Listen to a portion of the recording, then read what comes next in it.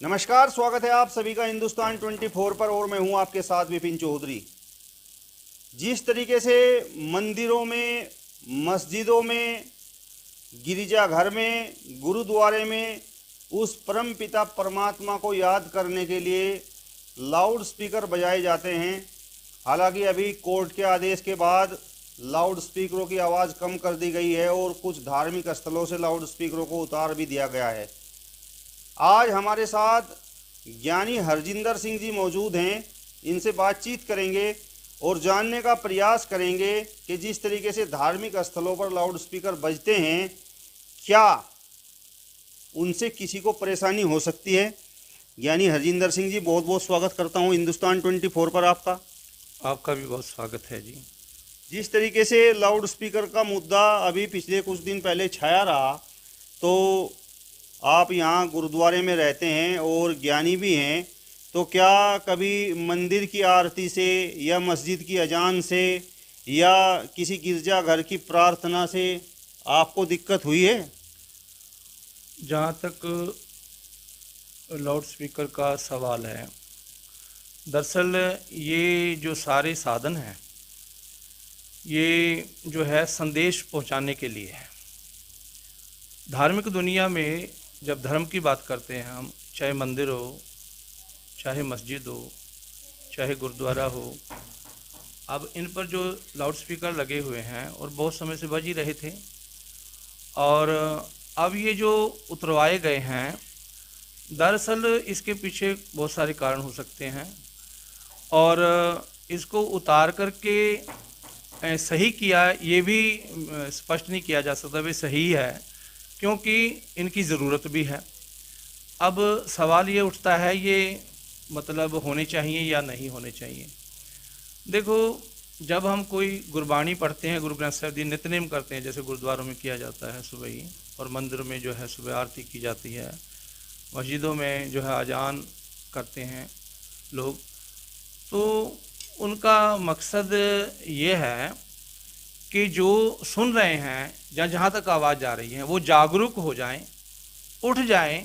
सुबह का समय है तो तब भी वो अपना उस परमात्मा परमेश्वर के ध्यान में वो भी जुड़ जाएं, और शाम का, संध्या का समय है, शाम का समय है, तब भी यही पर्पज है उसका, ना कि परमात्मा परमेश्वर या अल्लाह या ईश्वर या वाहिगुरु ये कहता है कि बहुत ज़्यादा ऊंचे बोलोगे, तुम ज़ोर ज़ोर से बोलोगे तभी मैं प्रसन्न हूँगा। ऐसा तो नहीं है। ये तो एक साधन थे और साधन हैं, और बहुत ज़्यादा ज़ोर से आवाज़ जब आने लगती है, क्योंकि ये रस का विषय है, हम मंदिर से आरती सुने, इतनी ऐसी आवाज़ हो कि कानों को भी सुंदर लगे, हृदय को भी अच्छी लगे और मन जुड़े। गुरुद्वारे से आवाज़ आती है तो मन जुड़ना चाहिए, मधुर मीठी आवाज़ होनी चाहिए। आजान देते हैं तब भी मधुर मीठी आवाज़। हालांकि रब परमात्मा परमेश्वर का, हरि का जो नाम है, वो किसी को ऐसा नहीं कि भी वो उनको ज़्यादा ऊंची आवाज़ में गलत लगता है, नहीं, लेकिन हाँ, इतनी ऊंची आवाज़ भी नहीं होनी चाहिए कि बंदगी का या भक्ति भाव का रस ही बिगड़ जाए। वो रस बरकरार रहना चाहिए, मन जुड़ना चाहिए, वहाँ तक तो ठीक है। और जहाँ तक सवाल है उतारने का, ये तो सरकार ही जानती है या न्यायालय जानता है भी क्या कारण है, भी क्यों उतारा गया है, लेकिन ज़्यादा आवाज़ भी नहीं होनी चाहिए, सीमित आवाज़ होनी चाहिए, सही आवाज़ होनी चाहिए, जिससे जो है प्यारा भी लगे, अच्छा भी लगे, किसी को आपत्ति भी ना हो। और भी बहुत सारे कारण हैं इसके। यानी जिस तरीके से आप बता रहे हैं, परमात्मा को प्रसन्न करने के लिए, परमात्मा को याद करने के लिए धार्मिक स्थलों पर लाउड स्पीकर की आवश्यकता नहीं है। हाँ, परमात्मा तो है ही आनंद स्वरूप, उसको हम क्या प्रसन्न कर सकते हैं। कई बार ऐसा भी विषय आता है कि भाई मंदिर में सेवा की, उस गुरुद्वारे में इतनी सेवा की, परमात्मा परमेश्वर की सेवा हम क्या कर सकते हैं। हमारी तो सेवा परमात्मा खुद कर रहा है, हमें पाल रहा है, हमें पैदा किया है, हमें बड़े किया है, सब कुछ तो वो दे रहा है परमात्मा परमेश्वर। सो परमात्मा को प्रसन्न करने का एक हमारा मकसद ये है कि जो हमारा ये जीवन है, जो ये मनुष्य जीवन है हमारा, ये जो हमारा सार्थक हो जाए, कि ये मनुष्य जीवन में हम कामयाब हो जाएं, हम जो है परमात्मा से चले हैं, क्योंकि हर जीव परमात्मा से ही चला है, और कहाँ से पैदा हुआ है, परमात्मा की रजा से आया है। सो परमात्मा में परमात्मा हो जाए, यही तो संसार में मनुष्य जीवन मिला है, और यही हमें मौका मिला है। सो इस मौके को जो है संभालते हुए हम परमात्मा परमेश्वर की बंदगी करते हैं, और मीठे भाव से, सद्भाव से, अच्छे भाव से उसे याद करते हैं।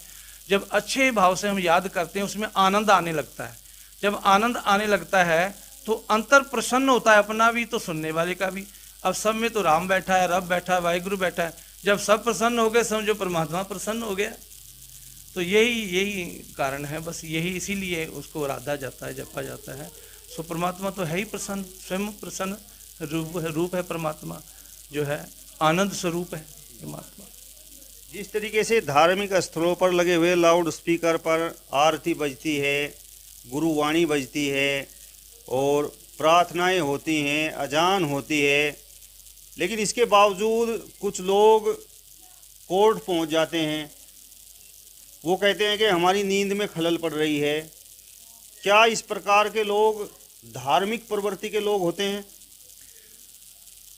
देखो जी, इसमें ये विषय जो है इस तरह का है, कुछ स्थानों पे या कुछ जगहों पे ये कह लीजिए, कुछ लोगों की ड्यूटी रात्रि में ज़्यादा रात तक रहती है, और वो मान लीजिए किसी फैक्ट्री से आए हैं या किसी दफ्तर से आए हैं, दूर से आए हैं, तो उनके लिए अपनी उनकी व्यक्तिगत परेशानियां हो सकती हैं कि वो सुबह फिर उस समय वो सोते हैं, उनको मजबूरी है, सोना ही पड़ेगा जिस समय। जबकि धार्मिक दुनिया में ऐसा अधिकतर होता है कि सुबह प्रातः ही सब जगह स्पीकर, लाउड स्पीकर चालू हो जाते हैं।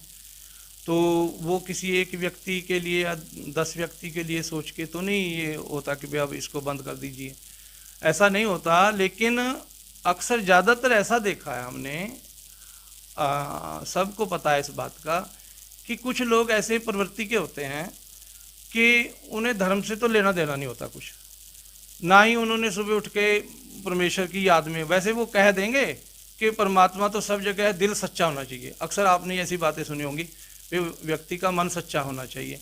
अब देखो कौन सा पैमाना लगा के देखें हम इस व्यक्ति का मन सच्चा है। भाई उस व्यक्ति का मन सच्चा, उसी का तो सच्चा होगा जो सच्चे से जुड़ा होगा। जो सच से जुड़ेगा उसी का मन सच्चा होगा, और उसी को ब्रह्म ज्ञान होगा।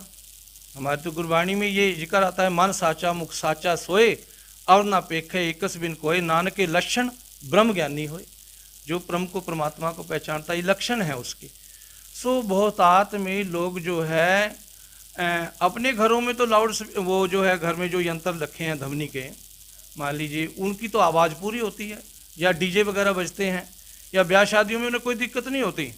ब्याह शादियों में इतना डीजे ऊंची आवाज़ में बजता है कि जो बेचारे रोगी हैं उनको तो वो तो उठ के बाहर आ जाते हैं, दिक्कत होती है। तो ज़्यादातर ऐसा ही देखा है, वो लोग ज़्यादा कोर्ट में पहुंच जाते हैं, जो लोग या तो तर्कशील लगा लो, या वो लोग जो है अपने आप को ज़्यादा पढ़े लिखे समझते हैं, या फिर यूँ कह लीजिए कि उन लोगों की कहीं ना कहीं जो है इस तरफ भावना नहीं होती।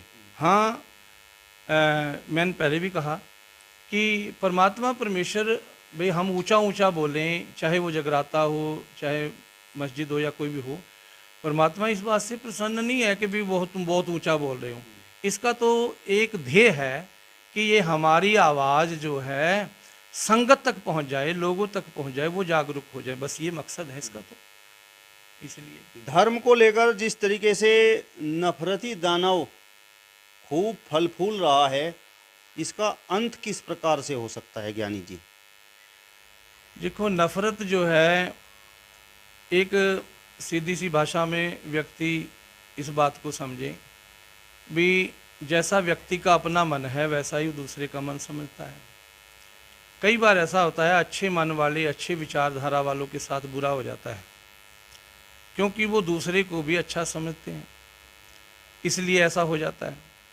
लेकिन देखो, नफ़रत फैलाना, बात बात पे नफ़रत फैलाना, कोई भी विषय लेके नफ़रत फैलाना, ये तो बिल्कुल गलत है। और धर्म तो इस बात की इजाज़त देता ही नहीं, अगर इसको गहराई से पढ़ा जाए। एक प्रमाण देता हूँ मैं आपको कि देखो, गंगों के अंदर हरिदास जी हुए हैं और भक्ति रस के बड़े पूर्ण थे वो। सो उनको संगीत का पूरा ज्ञान था। और मौला बख्श जी का जिक्र आता है, वो देखो अलग अलग धर्म से हैं, लेकिन उन्होंने वो धर्म के दायरों को एक तरफ रख के प्रेम के दायरे को बड़ा किया। गुरु गोविंद सिंह महाराज जी कहते हैं, साच कहो सुन ले हो सब है, जिन प्रेम कियो तिन ही प्रभ पायो। सबसे बड़ा विषय तो प्रेम का है, और जब इंसान इंसान से ही प्रेम नहीं करेगा तो भगवान उससे कहाँ प्रेम करेगा, कहेगा मेरी रचना से तू नफरत करता है। सो ये विषय प्रेम का है। उनमें इतनी गहर मित्रता थी, गहन बहुत ज़्यादा, कि ये सुनने में आता है कि हरिदास जी जब भजन गाते थे तो बड़ी गौर से जो है वो सुनते थे, और उनके भजन सुनने में उन्हें बड़ा आनंद आता था। मौलाना बख्श जी को, हाँ जी, उनको बड़ा आनंद आता था, और आपस में मित्रता, एक दूसरे से मिले बिना वो रहते नहीं थे। तो इतनी ऐसी मिसाल जो है रह चुकी है गंगों के अंदर भी, आसपास भी, और बहुत सारे ऐसे विषय हैं। साईं मियाँ मीर जी हुए हैं गुरु अर्जन देव जी महाराज जी के समय में, गुरु प्यारियों, तो उस समय वो जो है हरमंदिर साहब की नींव जो है उनसे रखवाई। कारण क्या है? कारण क्योंकि गुरु साहब जानते हैं कि ये सच्ची प्रीत वाला व्यक्ति है और केवल परमात्मा परमेश्वर को आराधने वाला है। सो हमारी जो बाहर की नज़रें हैं ये केवल ये देखते हैं, ये मुसलमान है, ये हिंदू है, ये ईसाई है, ये सिख है, ये बाहर की नज़रें, ये संसारिक दृश्य देख के निर्णय लेती हैं। जब ये नज़रें अपने अंदर झांकना शुरू हो जाएंगे, मशकीन जी कहा करते थे कि व्यक्ति जब तक दूर तक देखेगा उतना ही दूर होता चले जाएगा। दूर देख देख के हमने ये पाया है कि हमने अभी कुछ नहीं देखा। जब अंदर देखना शुरू करेंगे तो तब समझ आएगी कि हम अपने आप से कितनी दूर हैं, और जब अपने आप से हम दूर हैं तो इंसानियत से दूर हैं। सो ये कारण है सबसे बड़ा।